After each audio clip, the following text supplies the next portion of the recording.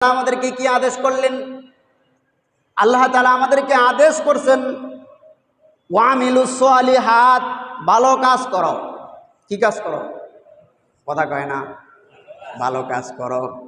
ভালো কাজের ভিতরে কি পড়ে আপনিও জানেন, আমিও জানি। কথা বলেন ঠিক কিনা? জানি কি জানি না?